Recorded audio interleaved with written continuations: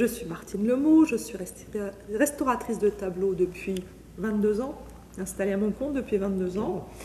Je suis à Auxerre, j'ai un atelier à Auxerre depuis 18 ans. Je suis donc diplômée de l'Institut français de restauration des œuvres d'art.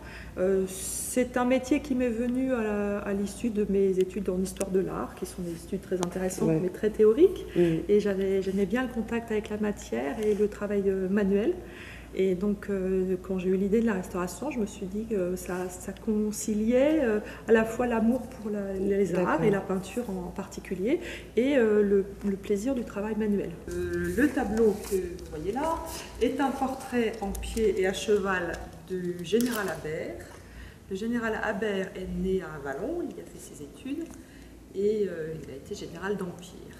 Donc, ce portrait a été donné à la ville assez rapidement après sa création, donc on suppose que soit c'était une commande, soit il y avait un projet, puisque c'est quand même un tableau qui est très très grand et qui mesure 4 mètres sur 3.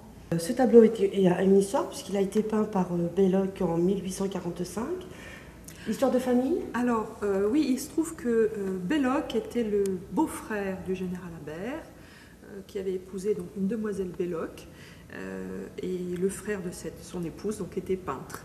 Et le portrait a été fait après la mort du général, environ 20 ans après. La ville d'Avallon a décidé de faire restaurer ce tableau, qui n'était pas dans un état très mauvais. Enfin, il y avait d'importantes déchirures dans le bas du tableau, mais dans l'ensemble, la tenue de la toile était bonne. Il y avait un très gros problème de nettoyage, parce qu'il était extrêmement encrassé depuis 1845 ou 1850. Il n'a pas dû être nettoyé, il y avait de la crasse, il y avait des vernis superposés sur des couches de crasse, enfin voilà. La raison pour laquelle la toile s'était déchirée dans le bas, c'est qu'à une époque ou une autre, alors je ne sais pas si c'était ici, si c'était pendant la guerre, pendant un bombardement ou pendant des travaux, il y a énormément de gravats qui sont tombés derrière le tableau et qui se sont logés entre la toile et le châssis. Et ce faisant, comme c'était très lourd, j'ai sorti plus de 500 grammes de gravats. C'était vraiment des morceaux de plâtre, des gravats. Oui, au fur et à mesure des années, ça... Voilà, et donc le poids a fait que ça a déchiré le bas de la toile. Quand même, avec son cadre, le tableau doit peser au moins 200 ou 300 kilos. Enfin, c'est difficile à évaluer.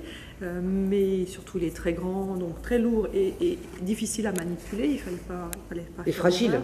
Et fragile, forcément, c'est un tableau. Et les premières opérations ont été des opérations de consolidation du support. Et pour ça, le tableau a été mis à plat au sol. Vous voyez ici, on avait préparé une grande surface de travail au sol pour pouvoir démonter le bas de la toile et réduire les déchirures, coller une bande de toile dans la partie inférieure et pour pouvoir retendre le tableau. J'ai commencé le travail de nettoyage et ça m'a pris quand même 3 jours. Parce qu'il y a 12 mètres carrés de peinture. Oui. À l'issue du nettoyage, les mastiques ont été faits dans les lacunes, c'est-à-dire dans les restes des déchirures. Et puis, il y a eu un premier revernissage. Et j'ai commencé la retouche, donc la réintégration picturale de la couleur. La restauration picturale en peinture n'est pas du tout de la peinture, justement, mais ce sont des petits points posés les uns à côté des autres pour reconstituer la plage colorée.